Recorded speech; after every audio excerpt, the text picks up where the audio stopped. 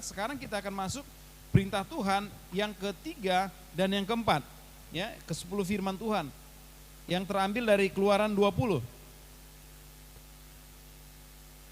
Ya, kita baca sekarang Keluaran 20 ayat 7, 8, 9 dan 10 sampai 11. Ya, dari ayat yang ke-7 sampai dengan ayat yang ke-11.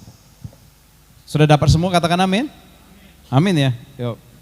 Baik, kalau begitu kita akan baca berganti-gantian. Saya ayat yang ke-7, nanti Bapak Ibu Saudara ayat yang ke-8, demikian kita berganti-gantian. Demikianlah kebenaran firman Tuhan. Keluaran 20 ayat yang ke-7. Jangan menyebut nama Tuhan Allahmu dengan sembarangan, sebab Tuhan akan memandang bersalah orang yang menyebut namanya dengan sembarangan. 6 hari lamanya engkau akan bekerja dan melakukan segala pekerjaanmu.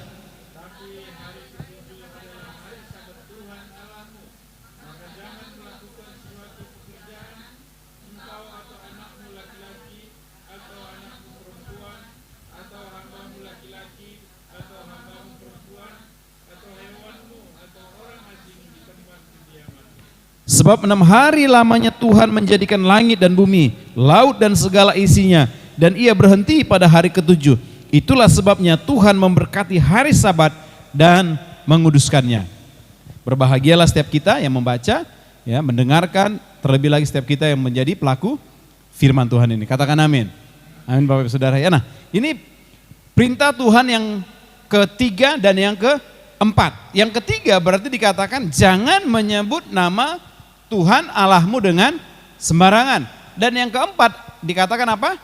Ingat dan kuduskanlah hari Sabat. Ingat dan kuduskanlah hari Sabat. Inilah, nah, waktu Musa naik ke Gunung Sinai, maka waktu dia turun dia membawa 2 buah loh batu. Bapak Ibu ya, 2 loh batu. Jadi ada yang berkata bahwa loh batu yang pertama itu isinya hukum pertama sampai hukum yang keempat.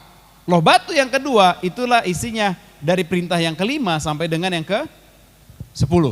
Ya, jadi 4 perintah itu mengatur hubungan kita dengan Tuhan, 6 perintah mengatur hubungan kita dengan manusia. Nah, oleh karena itu kita akan pelajari hari ini perintah yang ketiga dan perintah yang keempat. Amin Bapak Saudara. Ya. Nah, perintah yang keempat, yang ketiga dikatakan apa? Jangan menyebut nama Tuhan Allahmu dengan sembarangan. Jangan menyebut nama Tuhan Allahmu dengan sembarangan. Nah, Bapak Ibu Saudara, apa sih arti nama? Ya, saudara pernah mungkin mendengar salah satu seorang pengarang ya yang terkenal, yaitu apa? Shakespeare. Ya, Shakespeare berkata apa? Apalah arti sebuah nama? Tapi kalau kita, nama itu penting. Benar nggak Bapak Ibu Saudara? Bagi saya nama itu penting. Karena apa? Nama itu untuk kita mengidentifikasikan, untuk mengenal siapa orang itu. Ya, nggak mungkin anak kita lahir, kalau orang Batak ada panggilannya. Ya, kalau baru lahir panggilannya Ucok. Ya, kalau laki-laki, kalau perempuan panggilannya Butet. Nggak mungkin orang Batak sampai dia besar nanti anaknya tetap namanya Ucok atau Butet. Gitu ya. Kalau semua lakukan itu, maka seragam semua namanya orang Batak. Si Ucok, semua si Ucok. Si Butet, semua si Butet. Ucok yang mana? Butet yang mana? Kan susah ya Bapak Ibu ya. Makanya perlu dikasih nama ya untuk mengidentifikasikan atau untuk membedakan dengan orang lain. Ya, bahkan kalau namanya sama, kayak di kampung kami, ya itu ada 2 Simanungkalit ya di kampung. Ya di kampung saya, 2 Simanungkalit. Untuk membedakannya, Simanungkalit yang satu dengan Simanungkalit yang lainnya ditaruhlah tambahannya pekerjaannya. Misalnya si bapak saya tukang botut, ya jadi dibilanglah panggilannya Simanungkalit Parbotut. Ya. Jadi orang tahu benar-benar tepat sasaran. Ini loh orangnya Simanungkalit Parbotut yang di kampung itu. Karena ada satu lagi Simanungkalit tentara. Ya, jadi membedakan si tentara dengan si Parbotut, tukang botut, ya itu dibedakan. Ya, Simanungkalit Parbotut dan Simanungkalit tentara. Walaupun kedua-duanya sama-sama si Manungkalit Partenggen. Ya, dua-duanya sama, tukang mabuk Bapak Ibu Saudara. Tapi kalau dibilang si Manungkalit Partenggen, bingung orang. Yang mana? Karena dua-duanya tukang mabuk, ya, si Manungkalit tukang mabuk dua-duanya. Jadi pekerjaannya lah yang disebutkan. Nah, oleh karena itu Bapak Ibu Saudara, saya ingin katakan nama itu penting.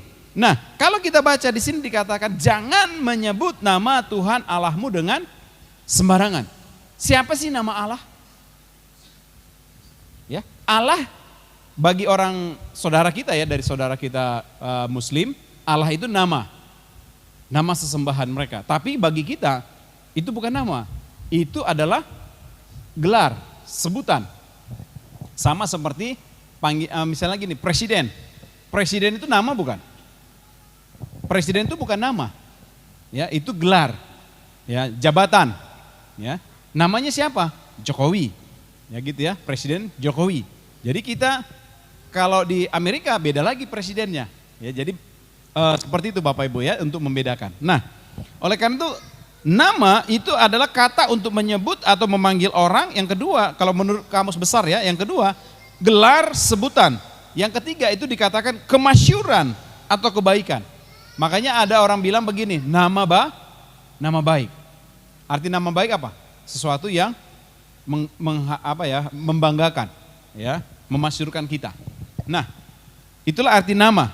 Tetapi Tuhan berkata jangan sebut nama Tuhan dengan sembarangan. Kembali kita bertanya, siapa sih nama Tuhan? Kalau dalam perjanjian lama, coba kita buka di dalam Keluaran 3 ayat 13 sampai 14.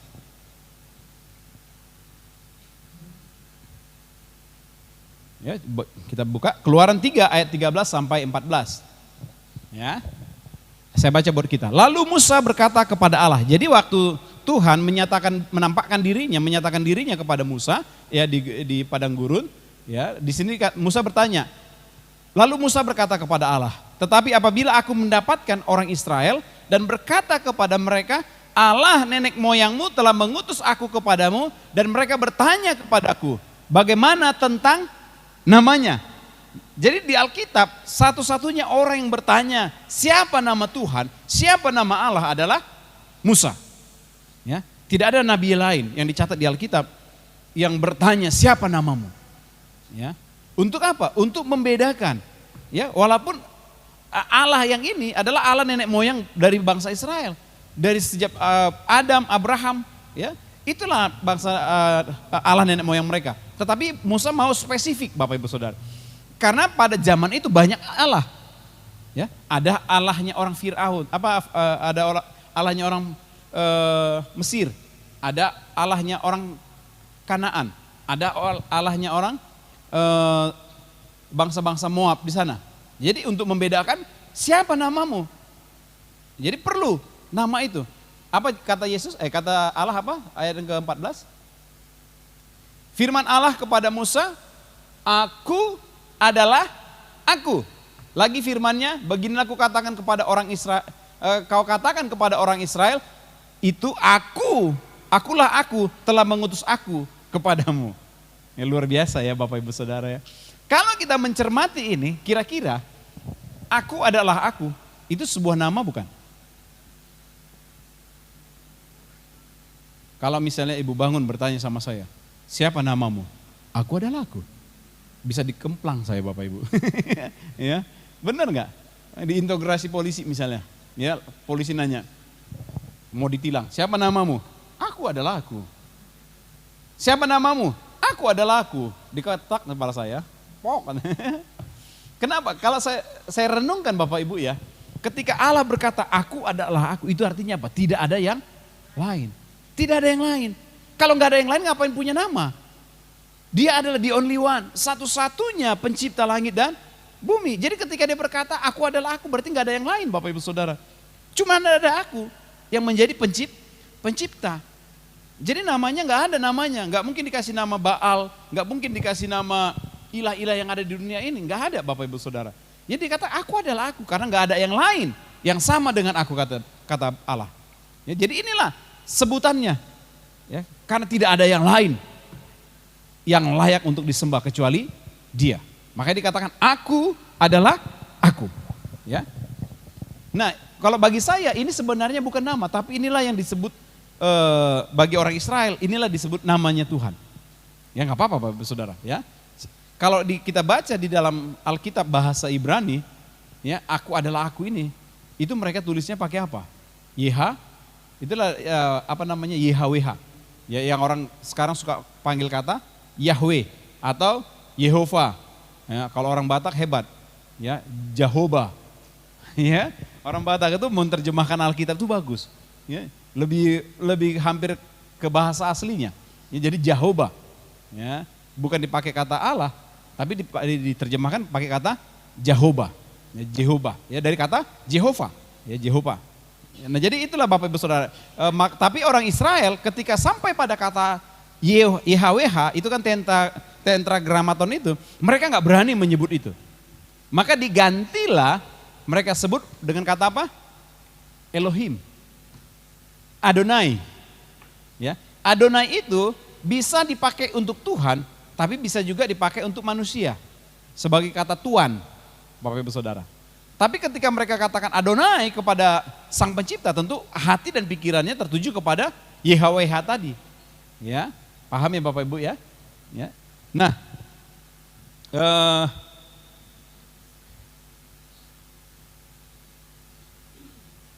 ya itu dalam PL, ya dalam Perjanjian Lama, ya bahwa dikatakan aku adalah aku, ya tidak ada yang lain. Itu dalam PL. Nah, dalam Perjanjian Baru Bapak Ibu Saudara, ketika Allah yang YHWH tadi mengambil rupa menjadi manusia dalam diri Yesus Kristus, dia menyatakan namanya. Ya, makanya ketika Yesus mengajarkan kepada kita untuk berdoa, kita memanggil Allah itu apa? Dengan kata apa? Bapa. Ya, kalau kamu mau berdoa, berdoalah seperti ini, Bapa kami yang di sorga. Jadi Yesus menyatakan Allah ini, YHWH tadi ini, dengan panggilan Bapa kami yang di sorga. Dan nama Yesus Kristus itu menjadi nama sesembahan kita di dalam Perjanjian Baru. Karena apa? Coba kita lihat Bapak Ibu ya. Di dalam Perjanjian Baru coba saudara lihat di dalam Filipi 2 ayat 9 sampai 10.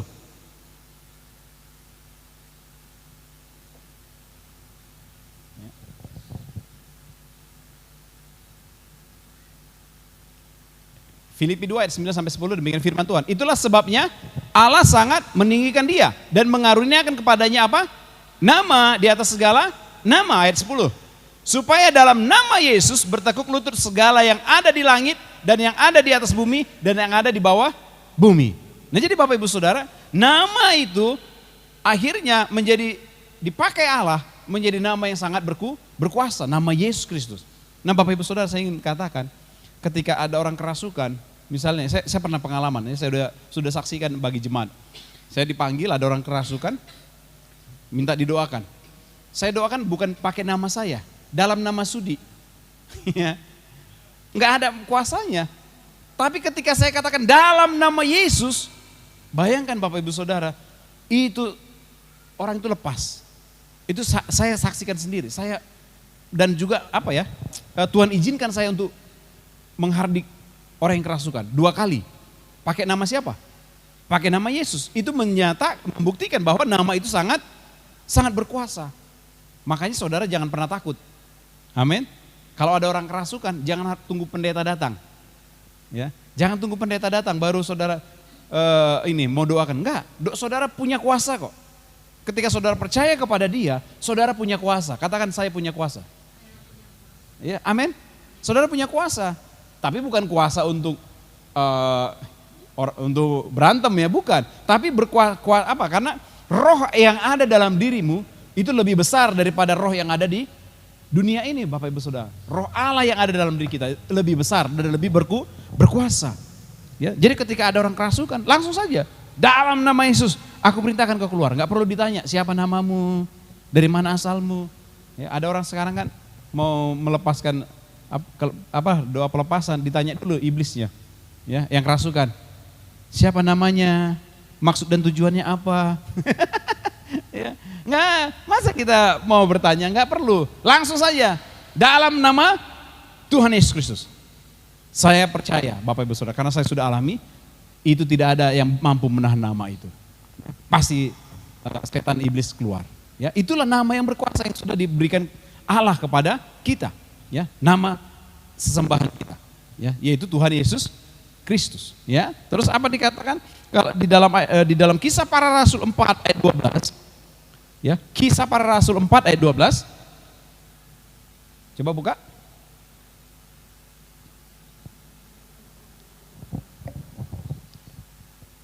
Saya baca ya, Kisah Rasul 4 ayat 12 dikatakan demikian. Dan keselamatan tidak ada di dalam siapapun juga selain di dalam Dia. Sebab di bawah kolong langit ini tidak ada nama lain ya yang diberikan kepada manusia yang olehnya kita dapat diselamatkan. Jadi tidak ada nama lain Bapak Ibu Saudara yang bisa membawa saudara kepada kehidupan yang kekal. Tidak ada nama lain. Ya, nggak bisa. Walaupun mungkin orang mencoba menawarkan nama-nama lain. Tidak bisa. Hanya satu nama, yaitu nama Tuhan Yesus Kristus. Karena di bawah kolong langit ini, Allah hanya memberikan hanya satu nama, yaitu nama Yesus Kristus yang bisa menyelamatkan saya dan saudara. Ya, makanya Yesus berkata di dalam Yohanes 14 ayat yang ke-6, Akulah jalan dan kebenaran dan hidup. Tidak ada seorang pun sampai kepada Bapa kalau tidak melalui aku. Itu jelas Bapak Ibu Saudara. Dan saudara harus pegang itu kuat-kuat. Amin. Nah, jadi inilah nama yang disingkapkan kepada kita. Di dalam perjanjian lama, Allah menyatakan dirinya aku adalah aku. Yang dipakai kata YHWH, tetragrammaton tadi. Ya. Di dalam perjanjian baru, ketika Allah tadi, yang YHWH tadi, menyatakan diri, mengambil rupa sebagai manusia, ya, dalam diri Yesus, maka dia menyatakan namanya siapa? Yesus Kristus.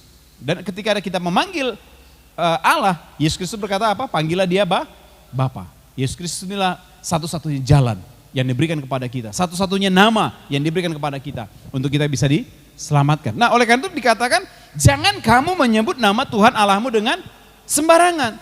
Kenapa Bapak Ibu Saudara tidak boleh sembarangan? Karena begitu kudusnya nama itu. Karena begitu agungnya nama itu. Karena begitu dahsyatnya nama itu. Sehingga kita harus menaruh rasa hormat.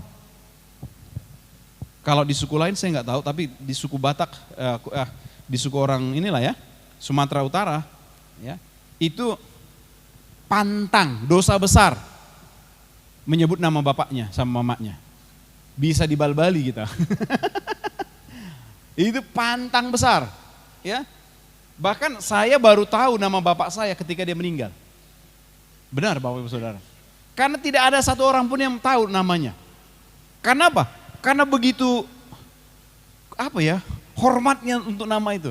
Bahkan kalau ada teman kita yang tahu nama bapak kita, diejek nama bapak kita, bapakmu ini, bisa pukul-pukulan, bisa berantem Bapak Ibu. Waduh, ini bapakmu ya, ini bapakmu, ku injak-injak bapakmu katanya. Udah, apapun kulakukan gitu ya, menjaga kehormatan nama itu. Saking itu ya. Tapi kalau di Jakarta sekarang udah kurang. Udah biasa. Anak saya bilang, Sudiharjono Simanungkalit katanya. Walaupun dia bercanda. Aduh, kalau di kampung kau udah kubal-bali kau. Untunglah konteksnya sudah berubah. Ya Bapak Ibu ya. Nah memang perlu juga, kalau di Jakarta kan susah, orang kan banyak. Karena bukan hanya orang Batak gitu ya. Kalau nanti ditanya, bapakmu siapa namanya? Kalau dia Simanungkalit. Banyak Simanungkalit, yang mana? Nah, jadi memang perlu juga mereka tahu. Tapi kalau kita lihat kembali ke daerah sana Bapak Ibu, itu rahasia. Kalau saudara lihat di pintu rumah, kalau di kampung kami ya, di pintu rumah itu ada, disingkat namanya. T, Simanungkalit, ya, R, bangun, ya. Pokoknya kita nggak tahu apa R ini, apa T ini. Nanti setelah dia meninggal baru kita tahu, oh ternyata Tunggul misalnya kan. Tumpak, baru kita tahu Bapak Ibu Saudara. Karena begitu menghormatinya nama itu. Nah, ini sebenarnya bagus ya. Ya, inilah contoh yang bagus bagaimana menghormati nama itu. Ya, kalau orang Batak bisa menghormati nama orang tuanya, apalagi kita harus menghormati nama Allah kita. Begitu loh. Ya, nama manusia aja kita hormati, kita hargai.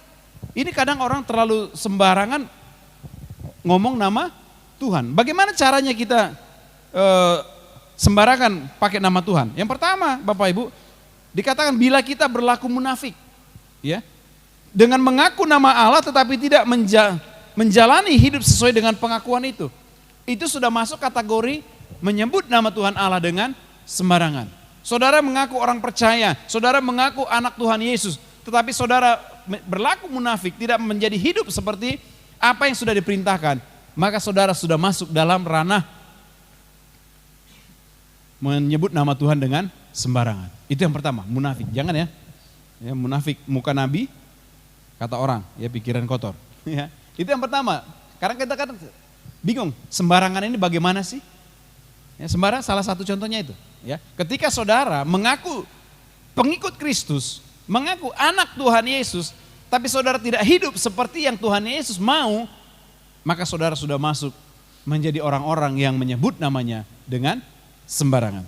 Yang kedua, ya, bila kita melanggar perjanjian, ya, melanggar perjanjian kita dengan Allah. Ada terlalu banyak orang yang melanggar perjanjiannya dengan Allah. Ya, makanya saya suka dalam pernikahan Kristen itu dipakai kata apa? Perjanjian. Ada janji nikah, janji perkawinan ya sebenarnya ya. Tapi karena orang pikir sebenarnya Bapak Ibu kata yang lebih sopan itu kawin, bukan nikah.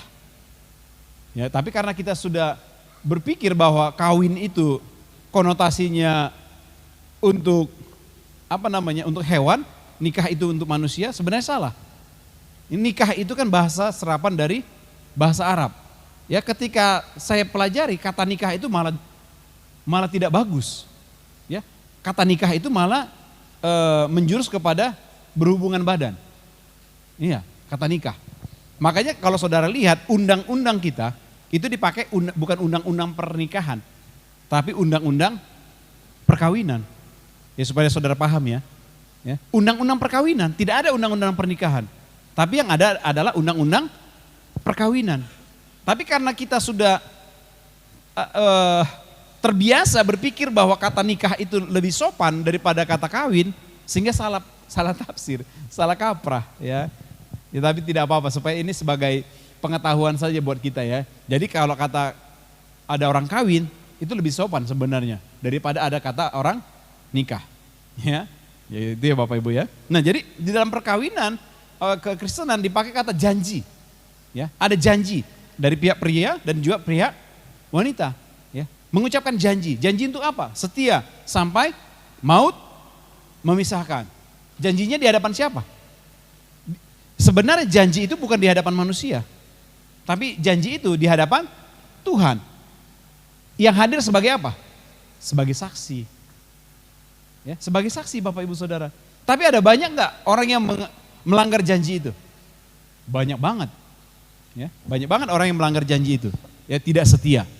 Ya, belum maut memisahkan, dia memisahkan diri sendiri. Ya.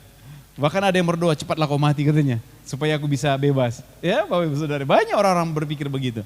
Ya, jadi ini sudah masuk kategori menyebut nama Tuhan dengan sembarangan. Apalagi pokoknya saudara yang berjanji kepada Tuhan, saudara mengingkari, berarti saudara sudah menyebut nama Tuhan dengan sembarangan. Ada orang kan, oh aku janji sama Tuhan, kalau aku nanti A, kalau nanti B, kalau C, kalau aku dapat kerjaan, kalau aku begini, terlalu banyak janji. Tapi setelah itu terjadi, lupa sama Tuhan. Ya, lagunya jadi ini, lupa kuncinya. Kalau kita ganti bukan kuncinya, janjinya, gitu ya. Lupa, ya. Nah itu yang kedua. Ya, saya harap jemaat Tuhan tidak ada seperti itu. Amin. Ya. Yang ketiga, ini paling sering. Kalau kita mengumpat, ya mengumpat apa artinya? Latah. Itu darah Yesus, itu Tuhan Yesus gitu ya. Sering gak kita gitu? Sering, tapi gak apa-apa kalau misalnya kita mau tiba-tiba ada sebuah peristiwa mau kecelakaan, ya kita sebut nama dia, itu gak apa-apa. Tapi kalau lagi main-main, lagi ini, kita sebut nama dia, itu sudah masuk latah, menyebut nama dia dengan sembarangan. Nah, kalau ada orang Ambon sini, ya. Kalau orang Ambon kan paling suka, tuang alay. Iya, itu paling sering, tuang alay, Tuhan Allah katanya. Itu paling sering mereka, mau ngapain pun pokoknya tuang Allah. Ya, main judi pun tuang Allah, mabuk pun tuang Allah. Ya. Jadi karena saking rohaninya, ya. Ya. Jadi kata Pendeta Gilbert ya. Jadi yang hanya bisa mengingat Tuhan dalam segala keadaan itu orang Sumatera Utara, orang utara dan orang timur. Ya. Mau dia dari keadaan mabok, ingat Tuhan. Ya. Ya. Ya kan? Kalau orang Batak katanya lagi mabok, nyanyi. Isedo ale ale. Padahal lagi mabok dia, saudara. Lagi mabok, tapi dia nyanyi Isedo ale ale. Siapakah teman yang setia katanya? Ya. Kalau di Ambon kan tuang Allah tadi, tetap dia tuang Allah. Mau main judi dia tuang Allah. Tuang Allah kalah katanya. Padahal dia lagi main judi dia. Kalah dia ingat Tuhan. Ya itulah ya. Jadi itu sudah masuk menyebut nama Tuhan dengan sembarangan. Padahal nama tadi itu begitu hormat loh, begitu berkuasa, ya, begitu agungnya nama itu. Karena dia nama yang menciptakan langit dan bumi. Bapak Ibu Saudara paham ya. Jadi kalau kita bercanda, ya kurangin lah. Ya kalau sekarang.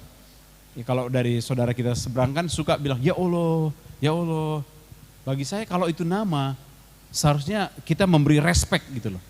Ya. Nah, nama bapak saya nggak berani saya ngomong sembarangan. Ya, coba ini sembarangan panggil nama bapaknya siapa?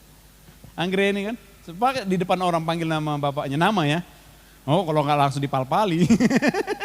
Ya, kalau nggak, mungkin belum dipal-pali, dicubit dulu. Dari bawah sudah kesakitan kan gitu ya. Karena apa? Untuk menjaga kehormatan nama itu. Nah, nama manusia kita bisa hormati, apalagi nama Tuhan yang menciptakan langit dan bumi. Jadi jangan sembarangan kita sebut nama Tuhan. Ya, kadang anak-anak muda kan suka latah. Ya, itu yang ketiga. Ya, yang keempat, Bapak Ibu Saudara. Ya, kalau kita bersumpah, ya bersumpah palsu. Coba kita buka Imamat 19 ayat 20.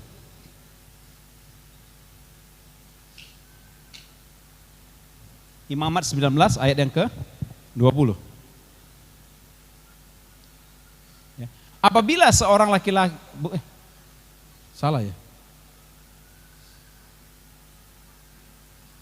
Kebalik kali ya, coba 20 ayat 19.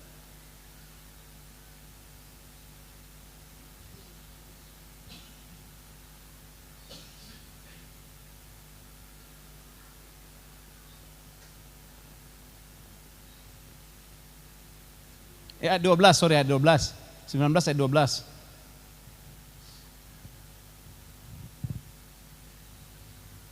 Ayat 12.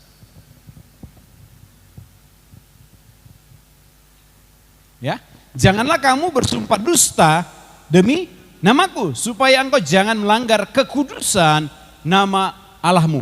Akulah Tuhan. Ada berapa banyak orang untuk bisa mengelak, ya ngeles, sumpah ya, sumpah demi apa? Ya, ada banyak orang yang terlalu berani berkata sumpah demi Tuhan. Ya.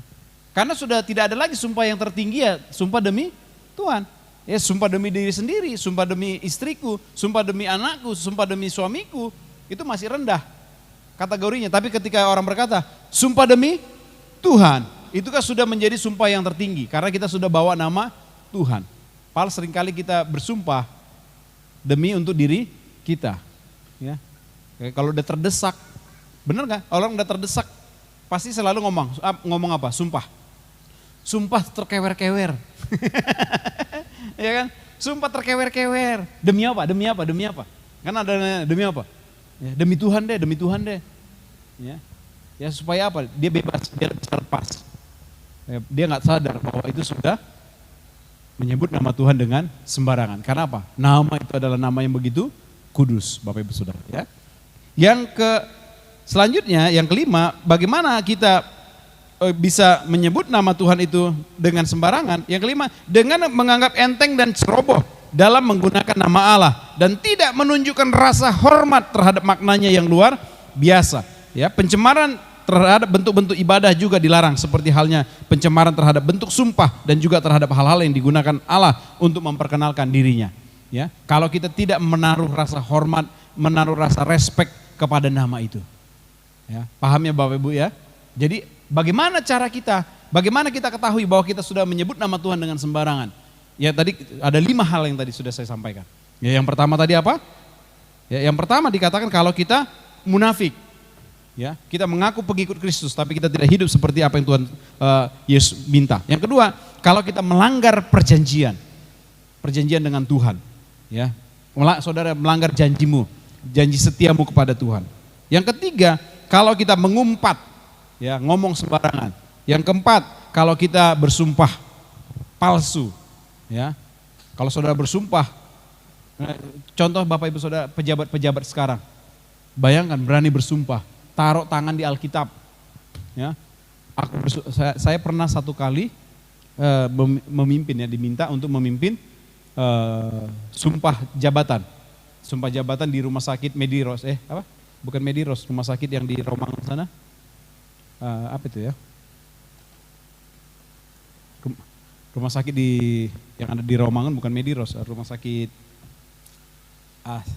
saya kalau lupa namanya ya, itu ya Bapak, di satu rumah sakit, jadi para suster, para staf, Omni Romangun, nah, jadi ke sana, ya mereka harus pegang Alkitab, taruh tangannya di Alkitab, bersumpah, ya, bersumpah, ya saya bersumpah dalam nama Allah Bapa, Putra, dan Roh Kudus bersumpah untuk menjaga kerahasiaan pasien dan lain sebagainya. Tapi ada berapa banyak orang sekarang karena ada TikTok terlalu gampang mengumbar data-data pasien. Itu nggak boleh loh sebenarnya. Ya Bapak Ibu, yang nggak boleh. Tapi ya namanya sekarang lagi zaman keterbukaan, semuanya serba dibuka. Ya, jadi itu. Ya, yang kelima, kalau kita tidak dengan rasa hormat menyebut nama itu. Ya, maka Allah berkata apa? Dia akan menganggap bersalah. Kembali kepada Keluaran 20 tadi. Ya, ayat yang ke-7. Maka sebab Tuhan akan memandang bersalah orang yang menyebut namanya dengan sembarangan. Ya, jadi kalau kita lakukan 5 hal tadi, maka Allah akan memandang bersalah kepada kita. Ya, itu yang pertama Bapak Ibu Saudara. Hukum yang ketiga, jangan menyebut nama Tuhan Allahmu dengan sembarangan. Hukum yang keempat, ya, ingat dan kuduskanlah hari Sabat. Ya. Kenapa orang Kristen beribadah hanya hari Minggu? Ya. Enak kali orang Kristen hanya beribadah hari Minggu.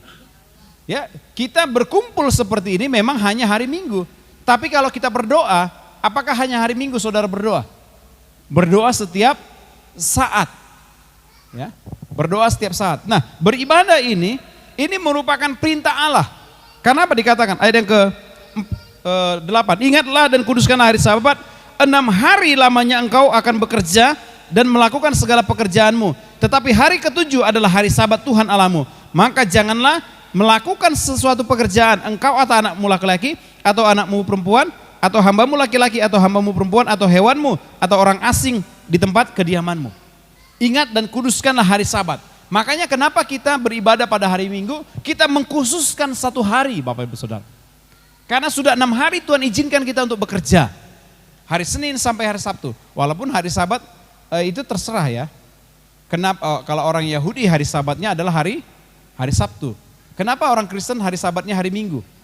Ya, kita mengikuti tradisi para murid-murid Yesus pada waktu itu. Karena mereka dikatakan seringkali berkumpul pada hari pertama dalam minggu itu. Ya, jadi hari pertama dalam 1 minggu hari apa? Hari Minggu. Ya, kita salah lagi nih. Banyak orang berpikir hari pertama itu adalah hari Senin. Ya, banyak salah lagi. Hari pertama itu adalah hari Minggu Bapak Ibu. Ya, ya, hari terakhir itu hari Sabtu. Ya, itulah disebut hari Sabat. Sabtu itu hari Sabat, hari terakhir. Ya, tapi yang penting adalah bukan menentukan harinya hari apa, tapi yang penting adalah kita memang mengkhususkan 1 hari untuk Tuhan. Ya, jangan bekerja. Ada banyak orang merasa sayang. Seperti saya sudah pernah cerita, ada satu restoran yang di Sedayu City itu, setiap hari biasa itu mereka buka dan rame. Dan saya pakai logika ya, kalau hari biasa saja rame, Apalagi hari Minggu. Karena orang lagi udah capek kantor, pulang kerja di rumah, ya pengen makan sama anak-anak. Kemana perginya? Ya ke restoran lah paling tidak. Ya ke restoran. Dan ini luar biasanya setiap kali hari Minggu restoran itu tutup. Ya, dia nggak peduli Bapak Ibu Saudara, mau rame kayak mau apa kayak tutup. Hari Minggu tutup. Ya, karena apa? Dia mengkhususkan satu hari untuk Tuhan. Ada berapa banyak kita terlalu sibuk dengan urusan-urusan kita sehingga lupa untuk memberi hari khusus kepada Tuhan. Kenapa? Ada orang berpikir gini, hari Minggu kan, minggu depan masih ada kok hari Minggu. Minggu depannya masih ada lagi hari Minggu.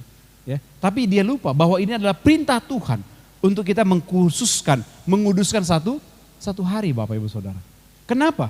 Bukan saja ada waktu untuk Tuhan, tapi saya percaya ini memang cara Tuhan untuk mengatur kita supaya kita juga punya waktu untuk keluarga kita. Betul nggak? Senin sampai Sabtu saudara bekerja. Ya, apalagi kalau orang yang rumahnya jauh dari kantornya. Saya lihat di TikTok ya. Ada orang coba memberikan waktu pergi ke kantor dan pulang. Jadi waktu ke kantor itu dia rumahnya itu di daerah Cikarang sana. Kantornya dia di BSD sana. Bukan BSD, apa namanya? SCBD, Sudirman, Bapak Ibu Saudara. Jadi dia spill ya, dia bongkar waktunya. Dia bangun jam berapa dari Cikarang? Dia bangun jam 4 pagi dia udah bangun. Ya, jam 4 pagi dia udah mandi, udah siap-siap, 4:30 dia udah pergi ke stasiun kereta. 4:30 naik kereta tuh ganti kereta lagi di Manggarai sampai ke Sudirman, sampailah di kantornya. Pulangnya begitu juga, sampai di rumahnya jam berapa? Sudah malam. Tidak ya, tinggalin anak lagi tidur, pulang ke rumah anak sudah tidur. Ya, tinggalin anak kerja lagi tidur, pulang ke rumah anak sudah tidur. Bayangkanlah.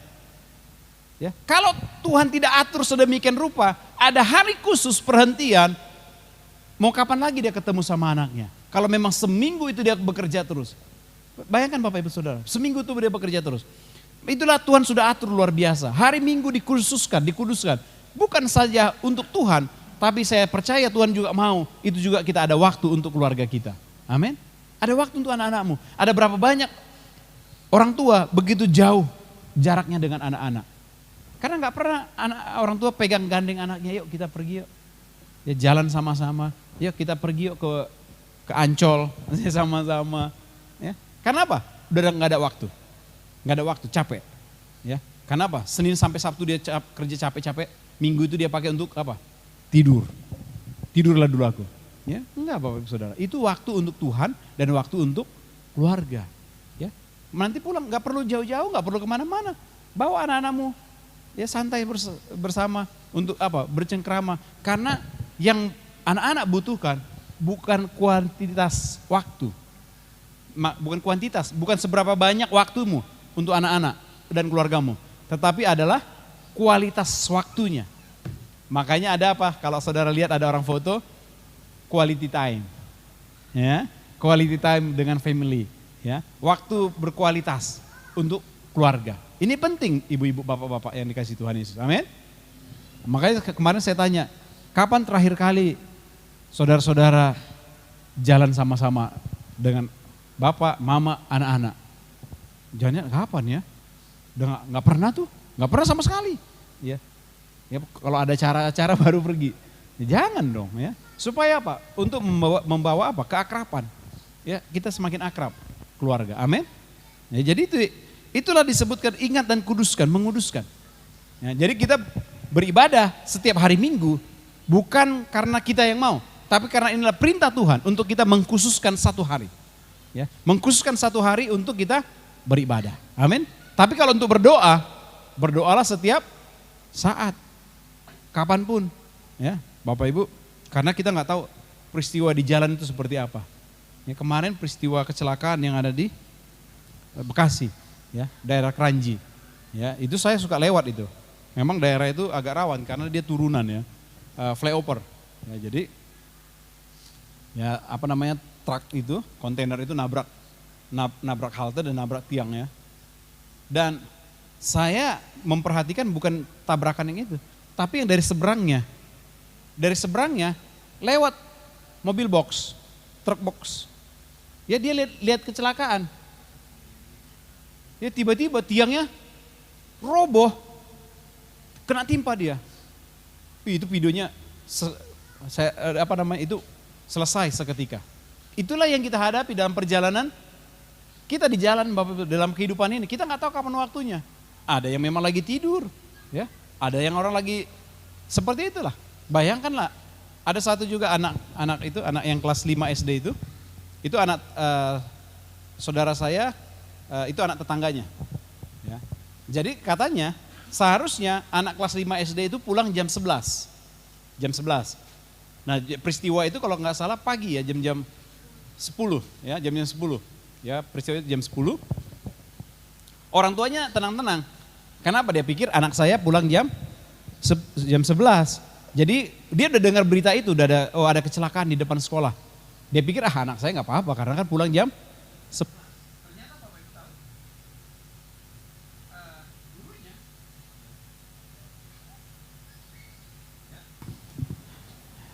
jadi gurunya itu bilang siapa yang sudah selesai boleh pulang, boleh keluar. Ya. Jadi sebelum jam 11, jadi anak itu sudah keluar.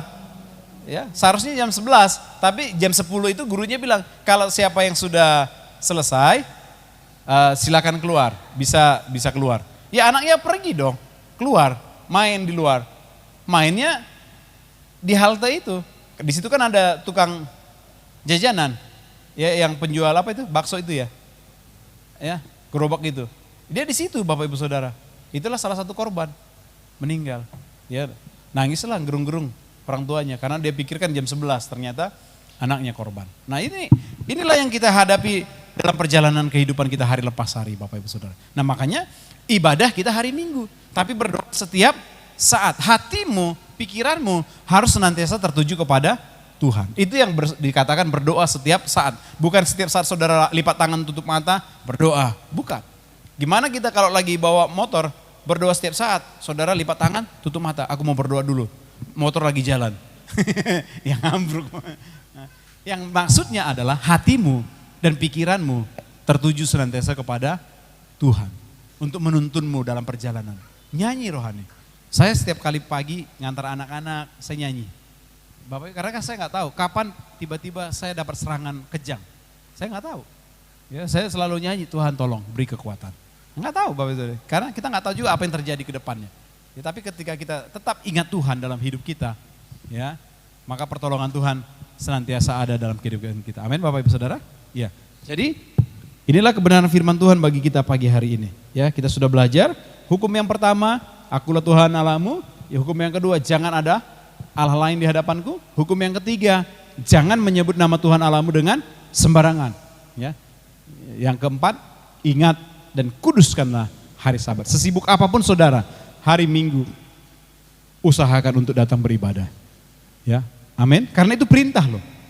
Bukan perintah gereja, tapi perintah Tuhan. Tuhan yang perintah kok. Ya, kalau manusia yang perintah kita bisa bolos. Ya, tapi ini Tuhan yang perintah. Ya, saya harap saudara semakin hari semakin kuat di dalam Tuhan. Demikianlah firman Tuhan Yesus. Firman Tuhan, kiranya Tuhan Yesus memberkati saya dan saudara senantiasa. Dan pagi hari ini kita juga akan bersekutu, ya, dipersatukan kembali dengan tubuh dan darah Kristus melalui perjamuan kudus.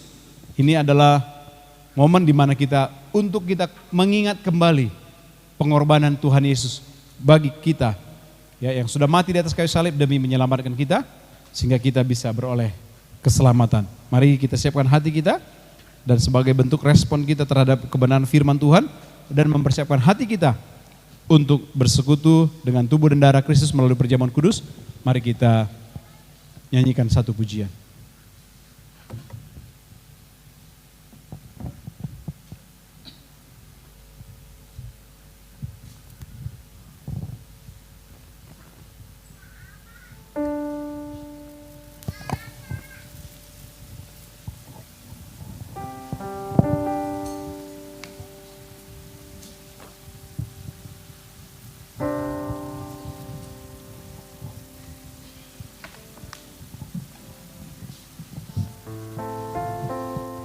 Baik Bapak Ibu Saudara, Saya percaya darah Kristus yang berkuasa itu sudah menyucikan kita dan membebaskan kita. Sejauh timur dari langit, Dia sudah membuang dosa-dosa kita.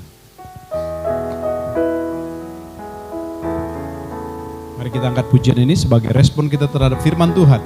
Dan juga mempersiapkan hati kita untuk menerima perjamuan kudus pagi hari. Mari kita angkat pujian kata sejauh timur dari barat. Sejauh timur dari barat, Engkau membuang dosaku. Tiada kau perhitungkan kesalahanku.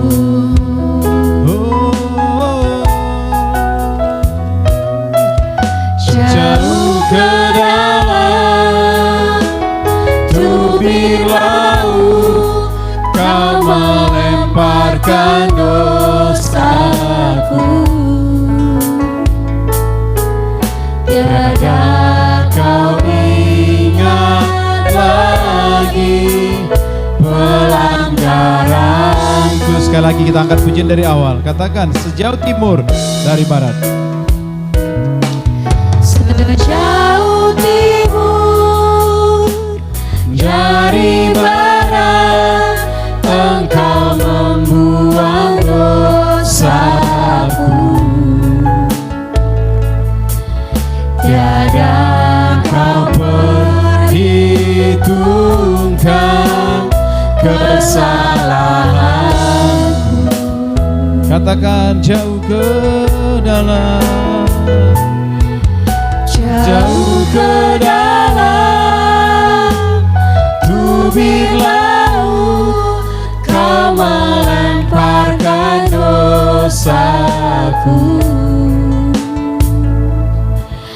Tiada Kau ingat lagi pelanggaran. Mari saya undang untuk berdiri semuanya. Katakan betapa besar kasih-Mu. Betapa besar kasih pengampunan-Mu Tuhan. Tak Kau pandang hina hati yang hancur.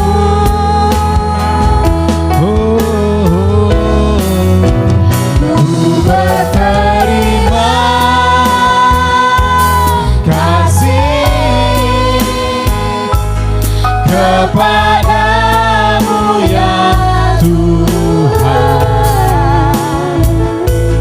Pengampunan yang Kau beri, pulihkanku. Lebih sungguh lagi katakan betapa besar kasih-Mu Bapa. Betapa besar kasih pengampunan-Mu Tuhan. Tak Kau pandang hina hati yang hancur. Ku berterima kasih kepadamu ya Tuhan. Pengampunan yang Kau beri, pulihkanku. Biarkan musik mengalunkan pujian ini. Mari Bapak Ibu Saudara yang kekasih Tuhan Yesus, engkau merenungkan kebenaran firman Tuhan pagi hari ini.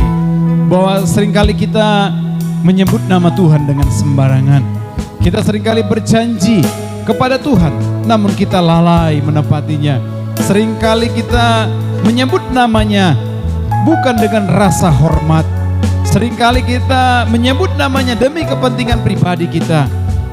Pagi hari ini firman Tuhan datang mengingatkan saya dan saudara supaya kita jangan menyebut Dia dengan sembarangan. Karena kita harus menjaga nama yang begitu kudus, nama yang begitu luar biasa, nama yang sudah membebaskan, dan nama yang sudah memerdekakan kita.